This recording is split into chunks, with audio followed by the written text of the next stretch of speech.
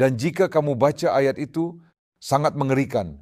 Ada di kitab 1 Samuel surat 15, ayat 3, bunyinya sebagai berikut. Sekarang seranglah orang Amalek dan hancurkan seluruh milik mereka. Jangan ampuni mereka. Bunuh laki-laki dan perempuan, anak-anak dan bayi, sapi dan domba, unta dan keledai.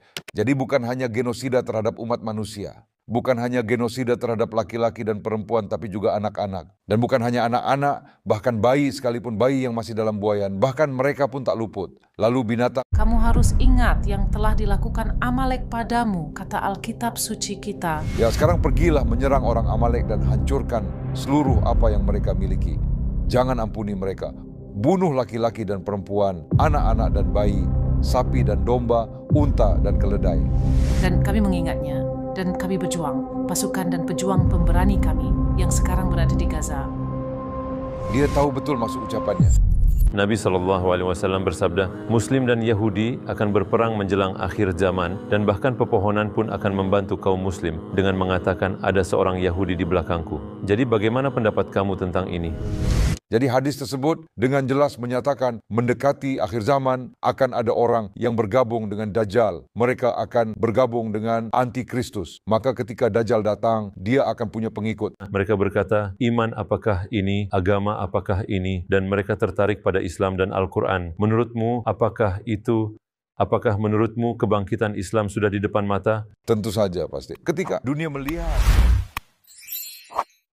Assalamualaikum Saudara Adnan Rashid, terima kasih telah datang dan menerima undangan kami. Kami sangat senang kamu kembali bersama kami di Towards Eternity. Hari ini kami punya beberapa pertanyaan tentang konflik di Palestina dan juga tentang ideologi Zionisme. Dan karena kamu seorang sejarawan terkenal, kami ingin klarifikasi beberapa persoalan denganmu. Terima kasih banyak telah mengundangku dan aku menantikan perbincangan ini. Baru-baru ini Netanyahu mengutip sebuah ayat dari Alkitab tentang orang Amalek. Begitu banyak orang yang tidak tahu tentang ini. Aku tahu periode yang dia bicarakan dekat dengan periode ketika Musa dan orang Israel berada di padang gurun. Apa maksud Netanyahu dan apa yang terjadi di sana? Oke, Netanyahu seorang maniak genosida yang melakukan pembunuhan massal. Dia mengutip bagian dari Alkitab menggunakan kata Amalek. Oke. Orang awam, orang biasa mungkin tidak tahu apa artinya. Tapi ketika kamu benar-benar membacanya, ini mengacu pada genosida Israel terhadap suatu bangsa yang disebut orang Amalek. Atau merujuk pada genosida itu. Atau Tuhan memerintahkan Musa memberitahu orang Israel untuk melakukan genosida. Dan jika kamu baca ayat itu, sangat mengerikan. Ada di kitab 1 Samuel surat 15, ayat 3, bunyinya sebagai berikut. Sekarang seranglah orang Amalek dan hancurkan seluruh milik mereka. Jangan ampuni mereka. Bunuh laki-laki dan perempuan, anak-anak dan bayi, sapi dan domba, unta dan keledai. Jadi bukan hanya genosida terhadap umat manusia. Bukan hanya genosida terhadap laki-laki dan perempuan, tapi juga anak-anak. Dan bukan hanya anak-anak, bahkan bayi sekalipun bayi yang masih dalam buayan, bahkan mereka pun tak luput. Lalu binatang milik orang Amalek harus dimusnahkan. Jadi ini referensi genosida dalam teks Alkitab yang disebutkan Netanyahu dengan sengaja. Dengan penuh kesadaran. Dia sangat paham dengan maksud ucapannya. Jadi dia mencoba memberitahu dunia bahwa mereka akan melakukan genosida di Gaza. Dan inilah yang sedang dilakukan Netanyahu dan kroni-kroninya saat ini. Mereka mengebom rumah sakit, mereka mengebom sekolah dan perguruan tinggi, mereka mengebom kawasan sipil padat penduduk, sangat sadar di gedung-gedung ini setengah penduduknya adalah anak-anak. Sebab separuh penduduk Gaza adalah anak-anak. Anak-anak ditarik keluar dari reruntuhan. Kamu bisa lihat anak-anak dengan kepala yang hilang, tubuh hilang, anggota tubuh hilang. Sangat mengerikan ketika kamu melihat gambar-gambar itu. Anak-anak tubuhnya remuk tertimpa bertonton beton balok serta batu bata. Lalu orang-orang harus mengangkat reruntuhan tersebut, mengambil mayat, tubuh yang tercabik-cabik, tubuh bayi dan anak-anak yang hancur. Pada dasarnya genosida ini adalah skala Alkitab. Itu sebabnya sangat penting bagi umat manusia mengambil inspirasi dan nilai-nilai moral dari Tuhan. Terutama ketika kitab suci ini harusnya diperiksa keasliannya. Kita tidak percaya, sebagai seorang muslim, aku tidak percaya Tuhan akan berfirman memberi perintah untuk melakukan genosida. Karena dalam Islam, dalam Al-Quran, kita diberitahu tidak boleh melakukan genosida, itu kejahatan. Ketika kamu membunuh satu manusia yang tidak bersalah, itu seperti membunuh seluruh umat manusia. Inilah sebabnya kita bangga menjadi muslim.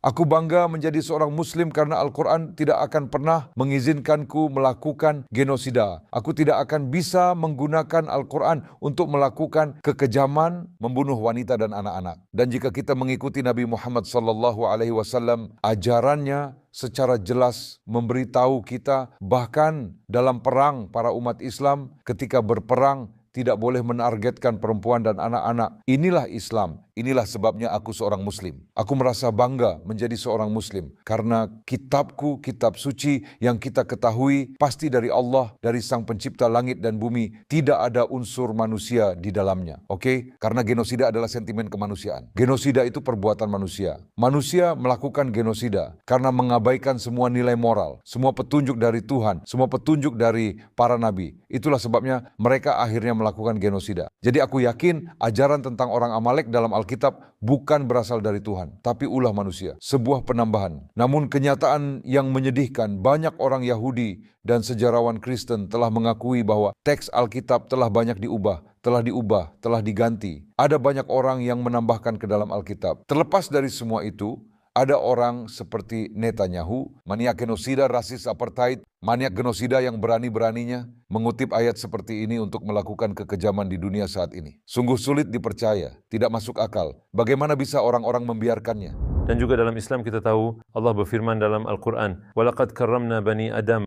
Dan sungguh kami telah memuliakan anak cucu Adam. Jadi inilah nilai yang diberikan Islam untuk manusia, ya kan? Jadi jika kita bandingkan dengan Islam, Al-Quran menghormati nyawa manusia. Al-Quran menghargai nyawa manusia. Al-Quran tidak mungkin membenarkan genosida. Begitu juga ajaran Rasul SAW. Itu sebabnya kita tidak menemukan satupun contoh genosida dalam sejarah Islam. Kita tidak menemukan satupun contoh umat Islam atau tentara Muslim yang melakukan genosida. Sebab orang-orang yang pertama melawan tindakan seperti itu adalah para ulama Islam. Seperti yang telah kita lihat berulang kali, ketika seseorang melakukan kejahatan atas nama Islam, yang pertama menentang adalah para ulama untuk memperjelas posisi Islam, bahwa itu bukan Islam, tidak mungkin Islam. Penjahat tidak bisa menggunakan Al-Quran untuk melakukan genosida. Itu sebabnya aku ingin para rabi Yahudi dan para cendekiawan Kristen untuk melawan. Dan sekarang katakan kepada Netanyahu,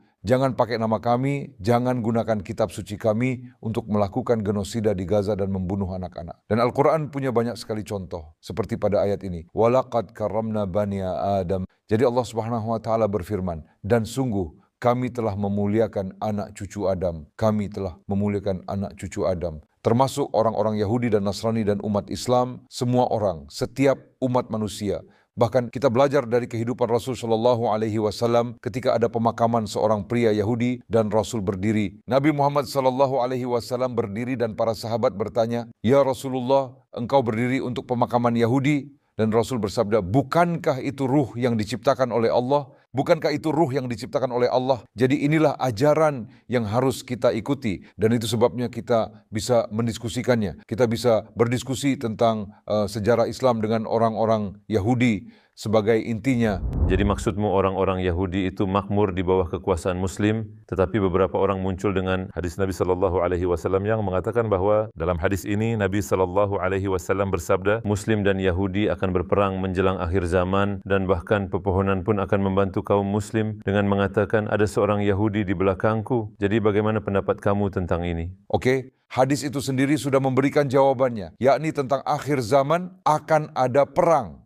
Pada dasarnya hari kiamat atau berkaitan dengan eskatologi. Eskatologi adalah ilmu tentang akhir zaman. Ini tentang akhir zaman. Ini bukanlah aturan umat Islam kan? Jadi hadis tersebut dengan jelas menyatakan mendekati akhir zaman akan ada orang yang bergabung dengan Dajjal. Mereka akan bergabung dengan Antikristus. Maka ketika Dajjal datang, dia akan punya pengikut. Lalu ketika Isa AS kembali, turunnya Nabi Isa AS, dia akan melawan Dajjal, dia akan membunuh Dajjal. Dan tentu yang bersama Dajjal juga akan dibunuh juga akan dilawan. Maka siapapun yang mendukung Dajjal, baik dia seorang Muslim atau Kristen atau Yahudi, menjadi sekutu musuh. Jadi ini tentang akhir zaman, bukan aturan Islam dan umat Muslim. Dan jika kebijakan Islam dan umat Muslim, jika umat Islam pada dasarnya anti-Yahudi atau anti-Semitik, bagaimana orang-orang Yahudi bisa bertahan selama lebih dari 1000 tahun di bawah kekuasaan Islam? Seperti yang telah dibahas, cendekiawan terbaik, penyair terbaik, politisi terbaik, filsuf terbaik, para teolog dan rabi terbaik, lahir di bawah kekuasaan Islam. Dari Irak hingga Mesir, Suriah, Libya, Maroko, hingga Spanyol. Bagaimana mungkin komunitas Yahudi ini bisa bertahan begitu lama apabila umat Islam punya pemahaman yang sama terhadap hadis ini seperti yang dilakukan propaganda Zionis? Jelas sekali para propaganda Zionis yang menggunakan hadis ini untuk mengklaim bahwa Muslim pada dasarnya anti-Yahudi. Jika propaganda itu benar, jika pemahaman itu benar, pertanyaanku, bagaimana mungkin 90% orang Yahudi selama 1000 tahun bertahan bersama umat Islam? Apalagi ketika umat Islam berada di puncak kekuasaan mereka. Ottoman dengan tentaranya, Ottoman berkuasa dari Eropa hingga Timur Tengah sampai ke Afrika Utara. Salah satu kerajaan terbesar dalam sejarah umat manusia, secara militer Ottoman adikuasa kan. Mereka bisa saja menyerang dan orang-orang Yahudi akan menghilang dari dunia. Namun mereka tetap melindungi orang-orang Yahudi. Seperti yang telah kita lihat di Yerusalem, di Tesalonika dan di Konstantinopel, kawasan Yahudi yang berkembang pesat dan orang-orang Yahudi mendapat perlindungan. Maksudku, aku punya banyak sekali, misalnya, izinkan aku membaca sebuah kutipan untukmu tentang ini, Kekaisaran Ottoman. Jika kita menggunakan Kekaisaran Ottoman sebagai contoh perwakilan kekuatan Muslim, Kekaisaran Ottoman sangatlah ortodoks. Mereka Muslim Sunni, mereka mengikuti Sunni. Mereka telah membaca hadis-hadis ini. Para ulama Ottoman mengetahui tentang hadis-hadis ini. Sultan Ottoman sangatlah religius. Kita tahu banyak sekali sultan yang sangat religius. Mereka terpelajar, mereka belajar. Jika mereka memiliki pemahaman Zionis terhadap hadis ini, lalu mengapa menghasilkan para rabi ini? Misalnya tulisan Rabi Yitzhak Sarfati pada tahun 1420 di masa Ottoman, oke? Tangisanmu berbicara kepada saudara-saudaranya di Jerman, Yahudi Jerman yang tinggal di Jerman pada saat itu. Tangisan dan ratapan kalian telah sampai kepada kami dan kami telah diberitahu tentang semua kesedihan dan penganiayaan yang kalian derita di negeri Jerman. Dengarlah saudara-saudaraku. Ini surat yang ditulis oleh seorang rabi kepada saudara-saudari Yahudi di Jerman, dan dia menulis dari wilayah Ottoman. Dia berkata kepada mereka, dengarlah saudara-saudariku, andai saja kalian tahu bahkan 1/10 dari yang Tuhan telah karuniakan kepada kita di negeri ini, kalian tidak akan menghiraukan kesulitan-kesulitan lebih lanjut. Kalian akan segera berangkat ke tempat kami. Di sini orang Yahudi tidak diwajibkan mengenakan pakaian kuning, topi sebagai tanda rasa malu. Kalian akan bebas dari musuh. Di sini kalian akan menemukan kedamaian di wilayah Ottoman. Lalu kita punya banyak kutipan lainnya dari para rabi dan sejarawan Yahudi. Aku punya banyak. Ya, jika hadis tadi dipahami oleh Ottoman seperti yang dipahami Zionis saat ini, tidak akan ada orang Yahudi di Kekaisaran Ottoman. Tapi memang ada. Kita tahu berapa jumlahnya dan mereka menjadi makmur seperti yang telah kita bahas. Lalu bagaimana dengan masa depan Islam? Banyak orang ketika mereka melihat kuatnya iman saudara dan saudari Palestina, mereka berkata, iman apakah ini? Agama apakah ini? Dan mereka tertarik pada Islam dan Al-Quran. Menurutmu, apakah menurutmu kebangkitan Islam sudah di depan mata? Tentu saja pasti. Ketika dunia melihat ketabahan rakyat Palestina, ibu-ibu Gaza, seperti tersenyum bersama anak-anak mereka, menggenggam bagian tubuh anak-anaknya, dan mereka masih mengucapkan, Alhamdulillah, mereka masih berkata, Ya Allah, terima kasih, Ya Allah, terima kasih. Ini membuatmu merinding, orang-orang yang menonton semua ini. Mereka ingin tahu bagaimana bisa mempunyai keyakinan yang begitu kuat kepada Tuhan, Allah,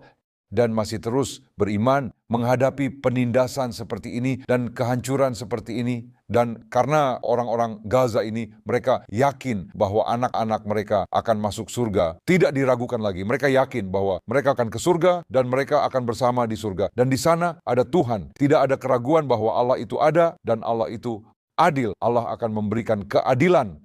Akan ada masa keadilan. Sekali lagi, ini sebuah proses. Keadilan Allah itu sebuah proses. Terkadang terjadi seketika, terkadang dengan beberapa penundaan. Namun pasti akan terjadi. Seperti dalam Al-Quran, Nasrum minallahi wa fathun qarib, pertolongan dari Allah dan kemenangan yang dekat waktunya. Jadi masyarakat Gaza punya tingkat keimanan seperti ini, tingkat iman ini. Sehingga mereka mendorong dan mereka menginspirasi seluruh dunia untuk membaca Al-Quran. Karena mereka membaca Al-Quran. Al-Quran memberi mereka kekuatan sehingga orang-orang tertarik. Mereka penasaran dengan apa yang ada di dalam Al-Quran yang dapat menggerakkan pikiran manusia begitu kuat dan sabar menghadapi kebiadaban seperti itu. Ketika seorang ayah melihat anaknya, putrinya, dia mencium wajahnya. Ketika dia sudah tidak bergerak, sudah tak bernyawa, sudah meninggal. Namun tetap tersenyum dan berkata, ini adalah kehendak Allah, ini adalah kehendak Tuhanku. Dia yang memberiku anak ini sebagai hadiah, dia pula yang mengambilnya kembali, dan dia akan menggantikan anakku dengan hadiah yang lebih besar untukku insya Allah.